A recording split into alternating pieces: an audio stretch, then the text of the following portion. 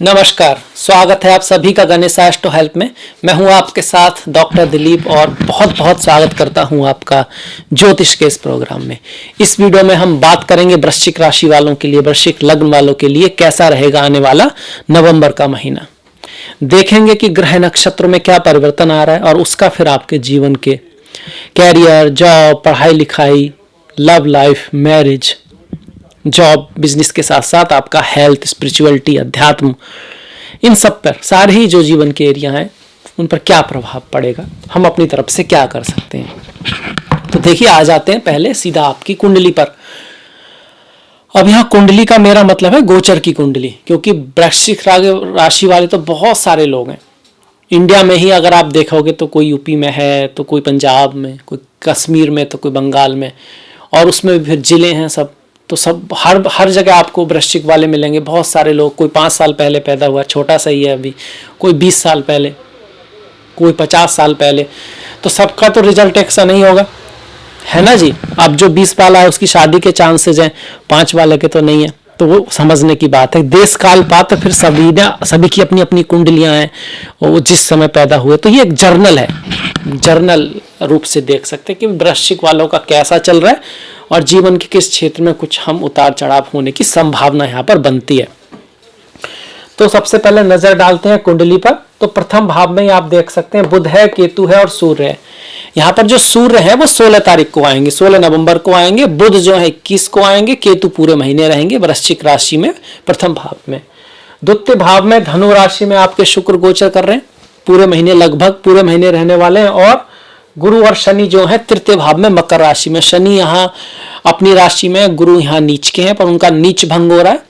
और ये बहुत महत्वपूर्ण घटना है, क्योंकि इसके बाद जब गुरु यहाँ से निकलेंगे तो फिर आगे 20 साल बाद, करीब 20 साल बाद, 19-20 साल बाद 39 में फिर मिलेंगे ये सिंह राशि में।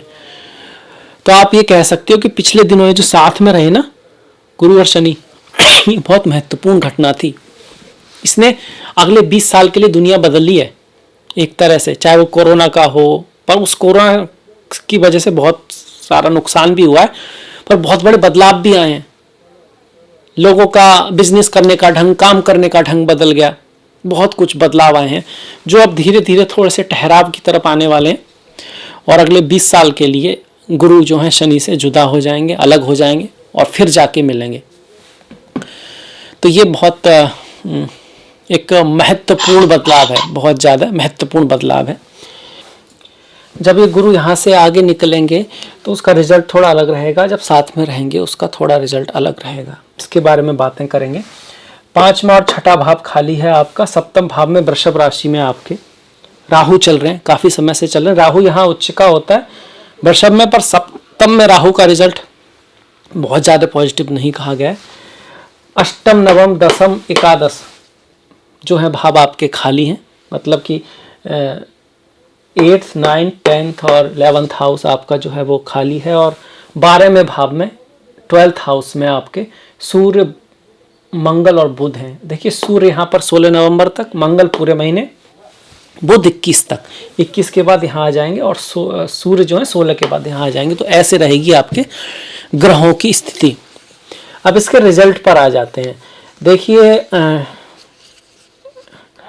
इस महीने गुरु का यहाँ पर रहना शनि के साथ, वो भी मार्गी अवस्था में रहना, क्योंकि बहुत समय से ना गुरु शनि मार्गी बकरी चल रहे थे। बकरी का मतलब वो टेढ़ा मेढ़ा, रुका हुआ, चीज़ों को आप कह सकते रुकी रुकी सी जिंदगी।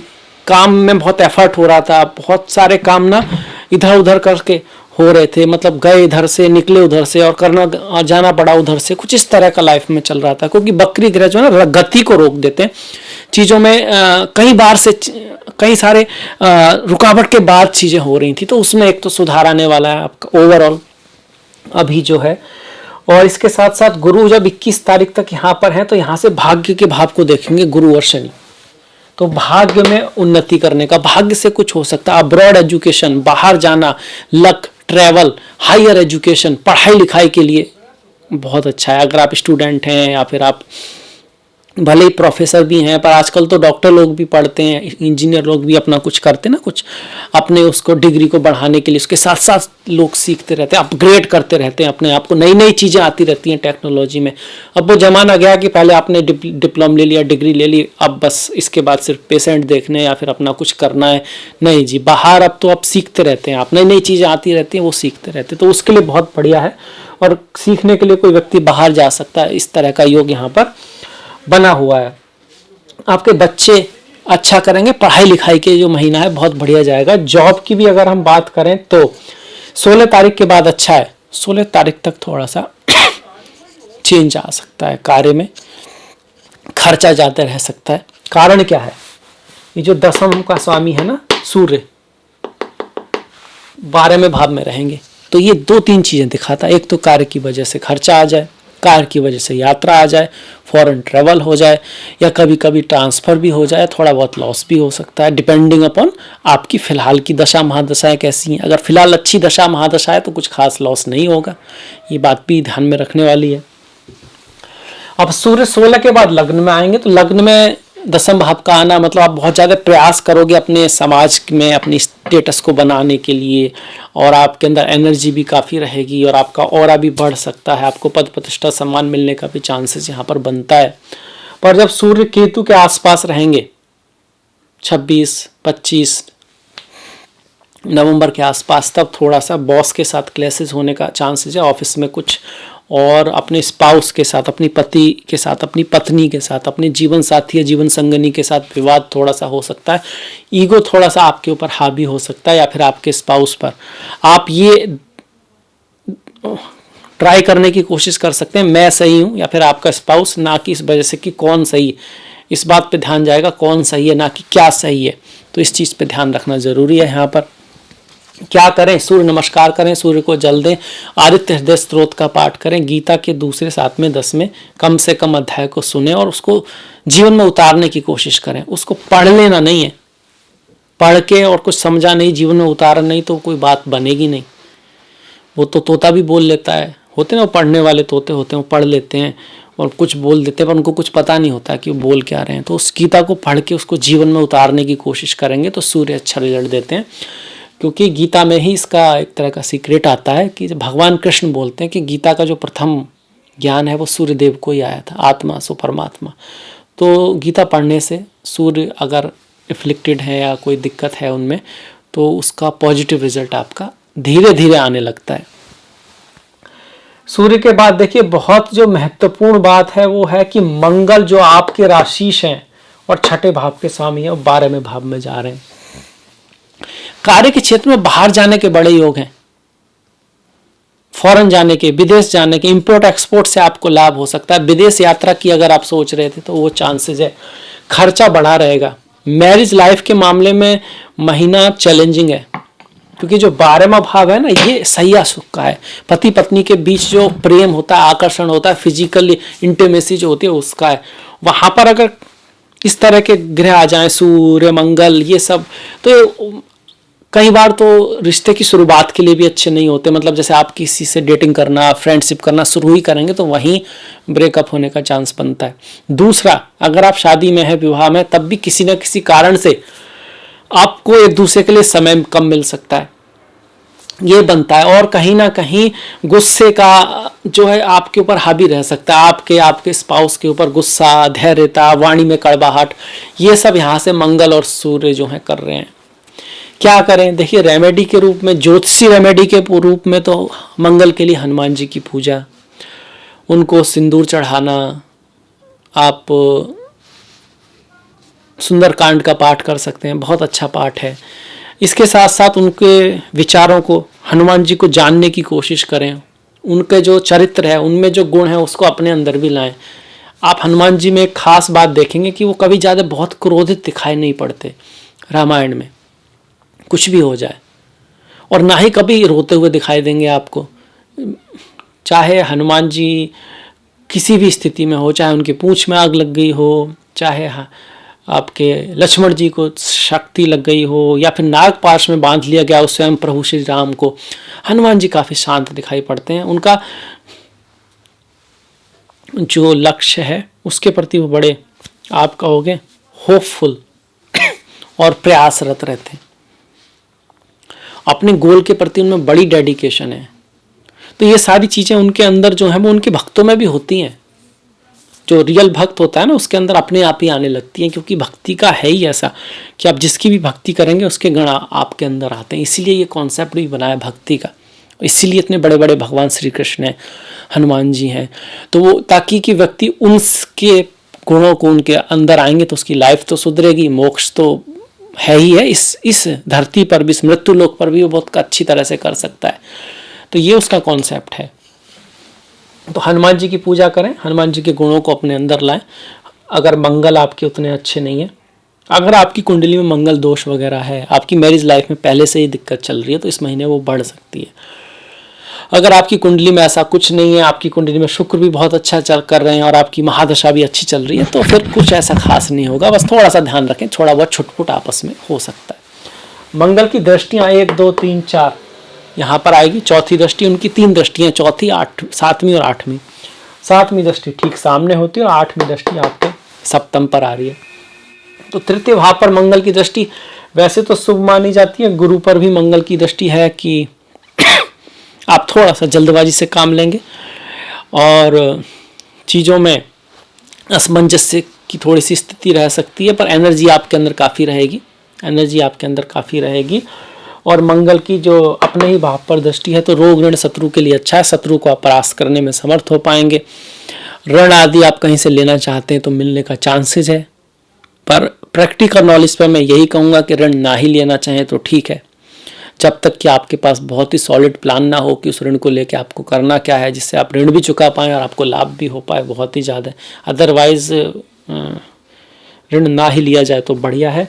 पर जो सप्तम भाव पर है मंगल की दृष्टि, वो मैरिज लाइफ में खटपट करने को दिखा रही है, आपस में लड़ाई झगड़े को बढ़ा सकती है, इन लॉस के साथ, पति पत्नी के बीच में, प्रेमी प्रेमिका के बीच में। अब ये जरूरी नहीं है जिसकी शादी नहीं हुई है तो उस पर योग काम ही नहीं करेगा, उसके लिए भी थोड़ा बहुत फ्रेंड्स के बीच में कुछ टकराव रह सकती है, या फिर जो काफ़ी ओल्ड एज हो गई है तो अपने किसी साथी के साथ थोड़ा सा मतभेद बढ़ सकता है। तो देश काल परिस्थिति, अब किसी का किसी से रिलेशन ही ज़्यादा नहीं है, अपने आप में ही खोया रहता है, तो उस केस में वो ज़्यादा टेक्नोलॉजी से क्रिएट उसका इंटरेक्शन बढ़ सकता है।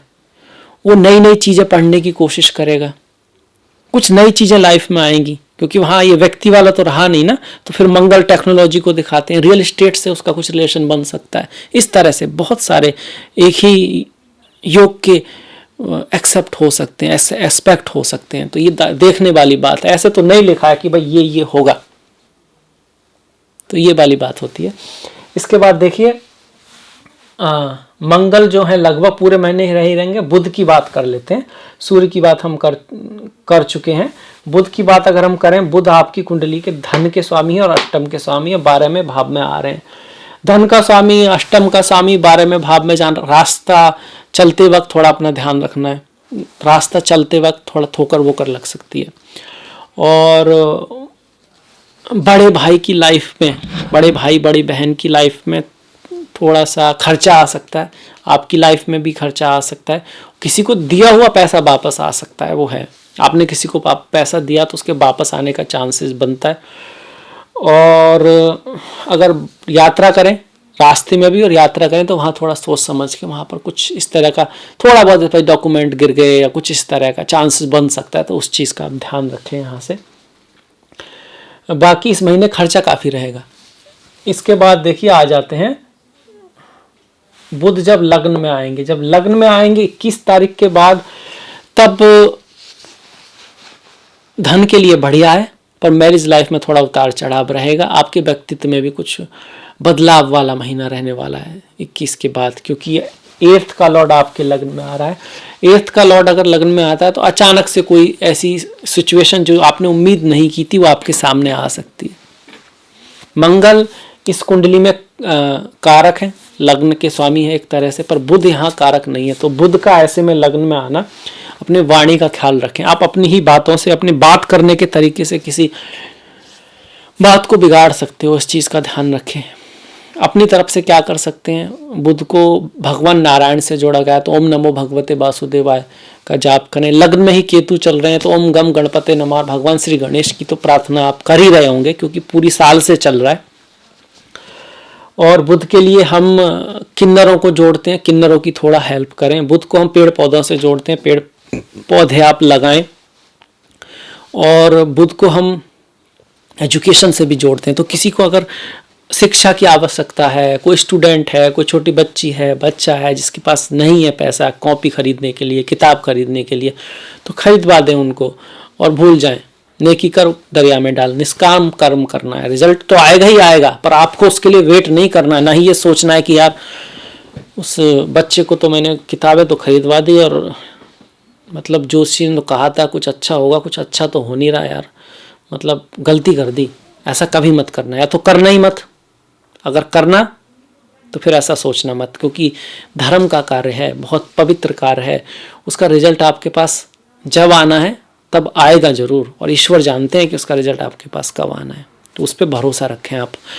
इसके बाद देखिए शुक्र जो कि 12वें भाव के स्वामी है वो धन में आ रहे हैं, तो देखिए फॉरेन से बड़ा संबंध बन रहा है, इंपोर्ट एक्सपोर्ट के थ्रू लाभ हो सकता है, विदेशों से लाभ हो सकता है, अन्यथा बहुत ज़्यादा खर्चा भी रह सकता है। पार्टनरशिप से लाभ हो सकता है, पार्टनर से लाभ हो सकता है, पार्टनर के साथ गड़बड़ हो सकती है पर पार्टनर से लाभ हो सकता है। पार्टनर आपके धन के जो डिसीजन है उसमें थोड़ा बहुत ये कह सकता है कि भाई इस तरह को इस तरह करना है, इस काम को ऐसे करना है,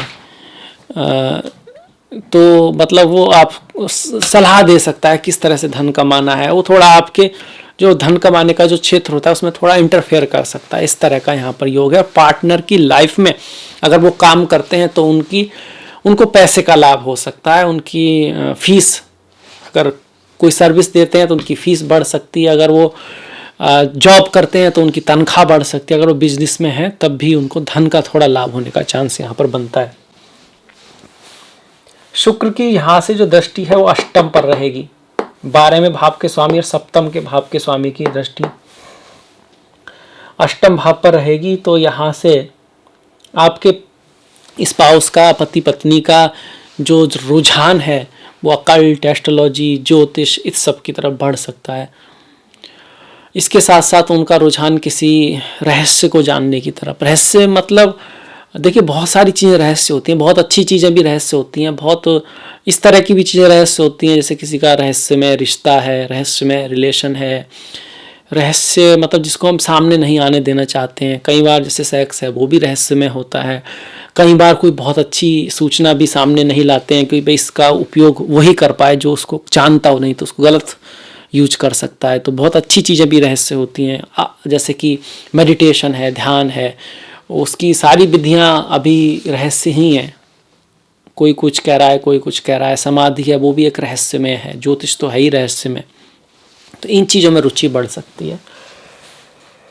वैसे शुक्र का गोचर आपको महिलाओं से, फीमेल्स से, फ्लावर से, परफ्यूम से, डिजाइनिंग से आपको लाभ दे सकता है। आपकी जो वाणी है थोड़ी सी क्रिएटिव रहेगी, वाणी के थ्रू आपको लाभ हो सकता है। आपकी चेहरे पे थोड़ी सी रौनक आ सकती है क्योंकि शुक्र आ रहे हैं। शुक्र खूबसूरती को बढ़ाने वाले होते हैं। शुक्र अगर आपकी कुंडली में इतना अच्छा रिजल्ट नहीं देते तो माता लक्ष्मी की पूजा करें, श्री सूक्त का पाठ करें, स्त्रियों की मन से इज्जत करें, सहायता करें। फीमेल्स की, चाहे वो आपकी बहन हो, माता हो, पत्नी खासकर, और इसके साथ साथ आपकी कलीग हो, उनकी हेल्प करें दिल से। तो शुक्र धीरे धीरे आपके अच्छे हो जाएंगे। शुद्धता का ध्यान रखें, मानसिक शुद्धता, चित्त की शुद्धता, और काम की जगह पर भी, जहाँ ऑफिस में है, जहाँ पर है कि आपके पास सब साफ सुथरा हो, बढ़िया हो, ऑर्डर में हो, शुक्र आपके अच्छे होंगे। इसके बाद देखिए गुरु शनि। अब गुरु जो है आपके पंचम के स्वामी है, धन के स्वामी है, तृतीय भाव में जा रहे हैं। शनि तो तृतीय के स्वामी ही हैं। तो ये एक तरह से ये दिखा रहा है कि धन के लिए यात्रा का चांसेस बनेगा, या जितनी यात्रा करेंगे, परिश्रम करेंगे, अपने आप को एक्सप्रेस करेंगे, जितना आलस से नहीं करेंगे, जितना लगे रहेंगे, उतना ही धन आ सकता है। भाग्य साथ दे सकता है। तृतीय का स्वामी तृतीय में पराक्रम बहुत होगा, मेहनत बहुत होगा, यात्राएं बहुत होगी, एफर्ट बहुत होगा और उसका रिजल्ट भी आएगा। अगर आपको अभी रिजल्ट दिख नहीं रहा है तो इसका मतलब ऐसा नहीं है कि रिजल्ट नहीं है, वो बस कहीं आ ही रहा है, कहीं ना कहीं आपको रिजल्ट देने की तैयारी हो रही है। शनि महाराज तृतीय भाव में अच्छा करते हैं। हाँ, वो बात अलग है कि ऐसे में अगर आपके किसी अकारक ग्रह की दशा महादशा चल रही हो और वो अच्छी स्थिति में ना हो तो शनि का गोचर भी आपको उतना ना दे पाए, पर शनि अपने आप में तृतीय भाव में अच्छा देते हैं और गुरु भी तृतीय भाव में ठीक है, बेस्ट नहीं है, बेस्ट अब होते हैं पहले भाव में, पांचवें में, नौवें में, सातवें में भी ठीक रहते हैं। तृतीय भाव में ठीक ठीक है, यात्राएं ज़्यादा रहती हैं, थोड़ा सा अनसर्टेनिटी बनी रहती है, अनिश्चितता बनी रहती है, पर लाभ भी होता रहता है यात्रा पर, उसके अकॉर्डिंग नहीं जब आप चाह रहे हैं आगे पीछे, इस तरह से थोड़ा सा रहता है गुरु में। तो गुरु की यहां से पांचवी दृष्टि 1 2 3 4 5, पांचवी दृष्टि आपके सप्तम भाव पर पड़ेगी, नौवीं दृष्टि ये सातवीं दृष्टि आपके नवम भाव पर, नौवीं दृष्टि आपके एकादश भाव पर। पांचवी दृष्टि शादी विवाह मैरिज के लिए अच्छी है, खास करके अगर दूसरी शादी है, फॉरेन व्यक्ति से शादी, अपने से थोड़े से अलग व्यक्ति से शादी वगैरह को ज़्यादा दिखा रही है। आपका इंटरेस्ट नई नई चीज़ों में, आउट ऑफ द बॉक्स चीज़ों में आ सकता है। आप टेक्नोलॉजी, आर्टिफिशियल इंटेलिजेंस और एरोस्पेस, ऐसी चीज़ें, occult, astrology, Rahu, out of the box, magic, इन सब की तरफ थोड़ा सा आकर्षित फील कर सकते हैं अपने आप को। गुरु के दृष्टि के बावजूद मैरिज लाइफ में बहुत बेस्ट समय नहीं है, पर हाँ, अगर आपके गुरु कुंडली में अच्छे हैं और उनकी भी स्थिति ऐसी है कि आपके सप्तम पर गुरु की दृष्टि है, तो फिर आपके लिए उतना ज़्यादा डरने की बात नहीं है। गुरु शनि की संयुक्त दृष्टि भाग्य के भाव पर है, तो भाग्य में बदलाव जरूर आएगा, चाहे वो आपको फिलहाल नेगेटिव लग रहा हो, पर वो जो चीज़ चल रही है वो आपके भाग्य को बदलने वाली हो सकती है। ये साल ही भाग्य को बदलने वाला था और 21 तारीख तक को लास्ट समय है। कोई ऐसा रास्ता खुल सकता है जिससे आपकी पटरी बदल जाए, आप यहाँ जा रहे थे और वहाँ चले जाएं, मतलब लाइफ में कोई बड़ा चेंज आ रहा है ऑलरेडी, अब उसको आप फील बाद में कर पाएँ, इस तरह की पॉसिबिलिटी बनती है। यहाँ से गुरु आपको यात्राओं से, गुरुओं से, सीनियर से लाभ करा सकते हैं। आपके बच्चे पढ़ाई लिखाई के लिए बहुत बढ़िया हैं। गुरु की जो नौवीं दृष्टि है वो एकादश भाव पर है। एकादश भाव हमारे इच्छा पूर्ति का होता है, हम जो काम करते हैं उससे लाभ का होता है, फ्रेंड सर्कल का होता है, नेटवर्किंग का होता है, आशा का होता है, होप का होता है, लक्ष्य का होता है। तो आपके जीवन में कोई लक्ष्य आ सकता है। देखिए, लक्ष्य बहुत ज़रूरी है। अब यही पता ना हो कि जाना कहाँ है तो कहाँ जाओगे, भागते रहो। ऐसा कोई ग्राउंड हो फुटबॉल का जहाँ पे गोली ना हो और आप कितने ही अच्छे प्लेयर हों, आप अब गोली नहीं है तो क्या होगा, भगदड़ मची रहेगी, पता कुछ नहीं चलेगा। तो गोल का होना बहुत ज़रूरी है। और कुछ बातें मैंने यहाँ पे लिखी हैं।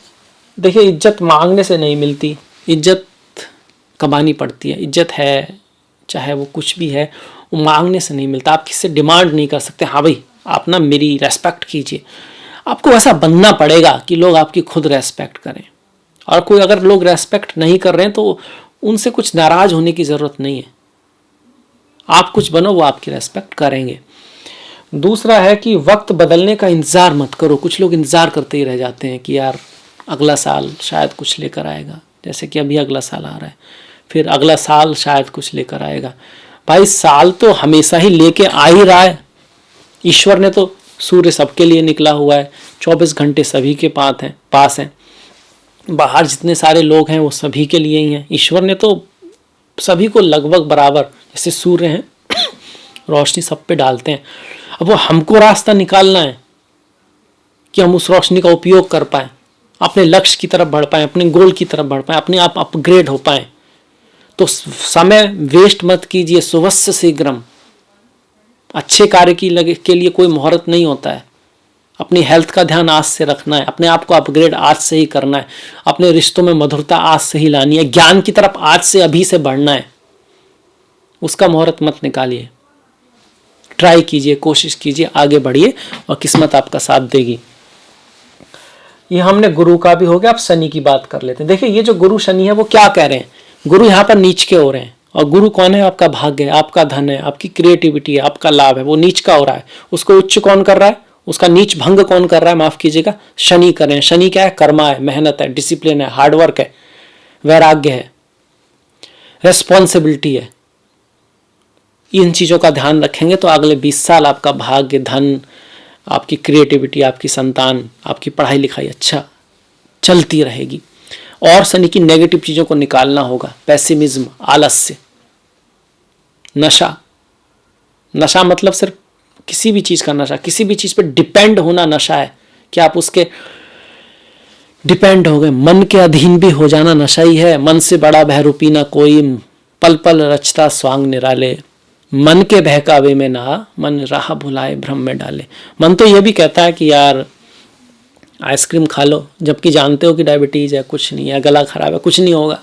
सुबह सुबह पता है कि भाई जॉगिंग करना अच्छा होता है, मन कहता है यार सो जाओ, क्या हो रहा है एक दिन से, अभी तो बारिश है, कपड़े खराब हो जाएंगे, इसके बाद यार गर्मी है, पसीने से दिक्कत होगी, उसके बाद पत्ते हैं गिरे पड़े हैं, मतलब सही नहीं है, वो कुछ ना कुछ एक्सक्यूज निकाल के रख देगा आपके सामने। तो मन का भी अधीन होना वो भी एक नशा है, उससे दूर रहना पड़ेगा अगर आपको शनि का अगले 20 साल अपने आप को भाग्यशाली बने रहना है। तो शनि की दृष्टियों की बात करें तो 1, 2, 3 पंचम पर, संयुक्त दृष्टि की हम बात कर चुके हैं नवम पर, और 10वीं दृष्टि 12वें भाव पर है। पंचम पर है तो पढ़ाई लिखाई में मेहनत करोगे, हार्डवर्क करोगे तभी अच्छा रहेगा। स्टूडेंट्स के लिए ये समय टफ है, मेहनत करके रिजल्ट लेने वाला है, और बुद्धि थोड़ी सी आपको आगे के बारे में सोच के चलना पड़ेगा। आप बिल्कुल अभी के बारे में सोच के चलेंगे तो दिक्कत हो सकती है। लंबी पिक्चर लेके चलें। आज अगर मेहनत हो रही है और आपको उतना रिजल्ट नहीं मिल रहा है तो निराश ना हो सकता है कि आज की जो मेहनत है वो कल रंग लेकर आएगी या परसों रंग लेकर आएगी। तो पेशेंस रखें, हार्डवर्क अपनी लाइफ में रखें, डिसिप्लिन रहें और अपना काम करते रहें। हाँ, बच्चों के साथ आपका थोड़ा मतभेद हो सकता है, फैमिली में, प्रेम में थोड़ा रूखापन आ सकता है शनि की वजह से। शनि और गुरु की संयुक्त दृष्टि भाग्य के लिए अच्छी है, एब्रॉड एजुकेशन, पढ़ाई लिखाई, सीखने आदि के लिए अच्छी है। गुरु आदि के मिलने की संभावना यहाँ पे बनती है। गुरु का मतलब ऐसा व्यक्ति जो आपको आत्मज्ञान की तरफ ले जाए, पर इसके साथ साथ ऐसा भी व्यक्ति जो किसी भी तरह से आपको नॉलेज देने में सक्षम हो। शनि की जो 10वीं दृष्टि है वो बहुत दिनों से 12वें भाव पर है। खर्चा, लॉस रहेंगे लाइफ में, एफर्ट होता रहेगा पर उसका रिजल्ट कुछ ऐसा लगेगा कि भाई उतना जो रिजल्ट आ रहा है ना वो मिल नहीं रहा है, कहीं खोसा जा रहा है, ये तरह का रहेगा। हाँ, थोड़ा बहुत इंपोर्ट एक्सपोर्ट, फॉरेन लैंड, यात्राएं वगैरह उसके लिए अच्छा है, छुट्टी वगैरह के लिए ठीक है। ओवरऑल शनि इस तरह का रिजल्ट दे रहे हैं। शनि को शुभ करने के लिए क्या कर सकते हैं, जो मैंने बातें बताई। सबसे पहले कार्मिक रेमेडी है। शनि कर्मा है। कर्मा कौन, जो हम करते हैं, एनीथिंग वी डू, वो कर्म है। कर्म कैसा होना चाहिए, धर्मपूर्ण होना चाहिए। धर्म क्या है, जिसको धारण किया जा सके, स्थिति के अनुसार धारण किया जा सके। स्थिति के अनुसार मतलब अपने लाभ के लिए नहीं, सभी के लाभ के लिए, अपना भी उसमें शामिल है। सब और आप अलग थोड़ी ना है, हम और आप अलग थोड़ी ना है। ऐसा दिखता है, जैसे शिव सूत्र में भगवान शिव बोलते हैं कि जो आत्मा है वो ऐसा लगता है कि बटी हुई है, पर वास्तव में वो सब मेरा ही विस्तार है। वही श्री कृष्ण भी बोलते हैं। तो इस बात को समझने की ज़रूरत है। और माता काली की पूजा, हनुमान जी की पूजा नॉर्मली लोग करते हैं। पीपल आदि की पूजा भी शनि के लिए की जा सकती है। काली चीज़ों का, उड़द की दाल का, तिल आदि का दान दिया जाता है, सरसों के तेल आदि का दान दिया जाता है, वो सब आप कर सकते हैं। वृद्धों की सेवा करना बहुत ज़रूरी है। अपने से जो कमज़ोर हैं उनकी सहायता दिल से करें, और ये सब चीज़ें आप अपनाते रहेंगे तो चीज़ें बेटर रहेंगी। यहाँ पर समझदारी से भी काम लेना ज़रूरी है कि भाई कोई गरीब है, शनिवार को नहीं मिलता, मंगल को मिलता है या संडे को मिलता है, तो उस दिन भी सहायता करनी है। कुत्ता है, बेचारा भूखा रहता है और शनिवार को आप रोटी देते हो, वो खा नहीं पाता क्योंकि ऑलरेडी बहुत खाया हुआ है, तो फिर उसको आपको मंडे को भी डाल देनी चाहिए। इस तरह से देखना पड़ेगा। एकदम उस चीज़ का अर्थ समझिए, वो कहना क्या चाह रहे हैं ज्योतिषी, उसको ऐसे मत ले लीजिए कि भाई पत्थर की लकीर है। जो कई बार लोग गलती करते हैं, जैसे भीष्म पितामह ने वचन दे दिया था ना कि मैं इस जो राज्य पे बैठेगा उसका मतलब जो कहेगा वही मानूंगा, वही मेरा वो होगा। तो भगवान कृष्ण ने अपनी प्रतिज्ञा तोड़ के यही बताने की कोशिश की थी कि कोई भी प्रतिज्ञा, कोई भी रेमेडी, कुछ भी जो है वो तभी तक उसका रिजल्ट है जब वो वास्तव में धर्म के पथ पे चलाने में आपकी सहायता करे। ऐसा नहीं कि उस रोटी से आप उस कुत्ते का पेट खराब कर रहे हैं, गाय का पेट खराब कर रहे हैं, आप सोच रहे हैं मैं धर्म कर रहा हूँ। धर्म ये नहीं है। धर्म बड़ी सूक्ष्म है, बहुत सूक्ष्म है। उसको समझिए, उसको जीवन में उतारिए। तो ये तो रहा वृश्चिक राशि के लिए राशिफल। आई होप, मुझे आशा है कि इससे आपको कुछ ज्ञान मिलेगा और आप जीवन में सुधार लाएंगे उससे, अपनों के अपने। और अब थोड़ा सा इस महीने के त्योहारों की बात कर लें। बहुत सारे त्यौहार हैं इस महीने में। सभी त्योहारों की आपको मुबारक हो, बधाई हो। आप एक एक की बात करते हैं।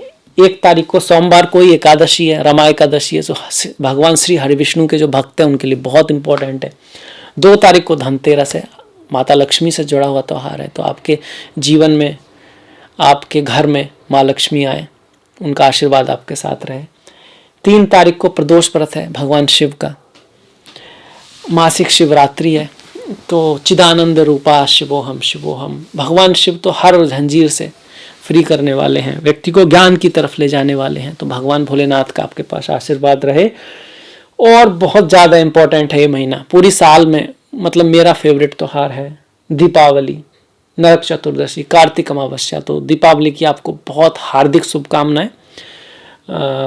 दीपावली आपके जीवन में हर तरह की खुशियां लेकर आए। इसके बाद 5 तारीख को गोवर्धन है, 6 तारीख को भैया दूज है, 10 तारीख को बुधवार को छठ पूजा है। बहुत सारे त्यौहार हैं। 14 तारीख को देवोत्थान एकादशी है संडे को। 16 तारीख को मंगल को प्रदोष व्रत है, संक्रांति है। संक्रांति सूर्य से जुड़ी होती है, सूर्य आत्मा से जुड़े हैं, आत्मा ही परमात्मा है, तो बहुत इंपॉर्टेंट। अमावस्या है, संक्रांति है। इन दिनों हमको अपने पितरों को याद करना चाहिए, कम से कम इन दिनों। तो इसका मतलब नहीं दूसरे दिन याद नहीं करना है, कम से कम कोशिश करें। ये जो चीज़ें हैं थोड़ा सा रंगत रखती हैं लाइफ में, थोड़ा सा डिसिप्लिन काफ़ी हेल्पफुल रहता है, नहीं तो हम फिर याद ही ना करें। और थोड़ा दान पुण्य कर देना चाहिए उनके नाम से, गीता के पाठ को सुन लेना चाहिए। इसके बाद कार्तिक पूर्णिमा है 19 तारीख की, फ्राइडे की। मंगलवार को ट्यूसडे को आपका संकष्टी है, और 30 तारीख को मंगलवार को उत्पन्ना एकादशी है। तो ये थे इस महीने के त्यौहार। अगर आपको ये वीडियो पसंद आया है तो लाइक कीजिएगा, शेयर कीजिएगा जितना आप कर सकते हैं। और आपका जो सहयोग है बहुत इंपॉर्टेंट है, अति महत्वपूर्ण है। अपने सहयोग को बना के रखिएगा। मैंने डिस्क्रिप्शन में इंस्टाग्राम, फेसबुक, ट्विटर आदि का लिंक दिया है, तो आप प्लीज़ फॉलो करें, प्लीज़ लाइक करें। और अब मैं आपसे विदा लूँगा। नेक्स्ट वीडियो तक अपना ख्याल रखें, अपनों का ख्याल रखें, सभी का ख्याल रखें। नमस्कार।